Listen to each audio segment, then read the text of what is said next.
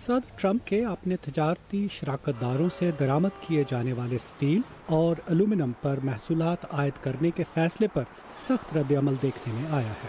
امریکہ کے اتحادی ممالک فرانس اور کینیڈا صدر کے اقدام کو ناقابل قبول قرار دے رہے ہیں۔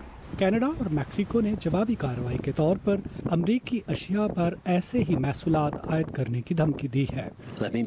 آج سیکیورٹی کے نام پر ہمارے اسٹیل اور ایلومینیم پر تعزیرات لگا دی گئی ہیں۔ میں واضح طور پر کہنا چاہتا ہوں کہ یہ پابندیاں بالکل ناقابل قبول ہیں۔ امریکہ اور کینیڈا کے درمیان سیکیورٹی پارٹنرشپ کی توہین ہے۔ 150 برس سے کینیڈا امریکہ کا ثابت قدم اتحادی رہا ہے۔ کینیڈا دنیا میں کسی اور ملک سے زیادہ اسٹیل امریکہ سے خریدتا ہے۔ ہمارا ایلومینیم امریکی جہازوں اور ٹینکوں کی تیاری میں استعمال ہوتا ہے۔ یہ سوچنا کہ کینیڈا امریکہ کی قومی سلامتی کے لیے خطرہ ہے، ناقابل یقین ہے۔ یورپی یونین نے بھی سخت رد عمل کا اظہار کرتے ہوئے جوابی اقدام کا اعلان کیا ہے۔ یورپی یونین کی کمیشن کے سربراہ یان کلاڈ جنکر نے امریکی اقدام کو بلا جواز قرار دیتے ہوئے کہا ہے کہ یورپ کے پاس اس کے سوا کوئی چارہ نہیں کہ وہ امریکی اشیاء پر ٹیکس لگا دے۔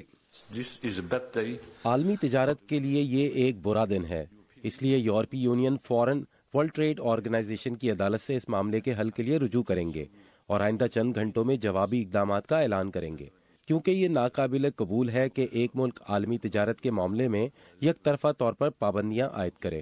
تجزیہ کاروں کا خیال ہے کہ امریکی اقدام سے یورپی اور دوسرے اہم اتحادی ممالک کے درمیان تجارتی جنگ کا خطرہ بڑھ گیا ہے۔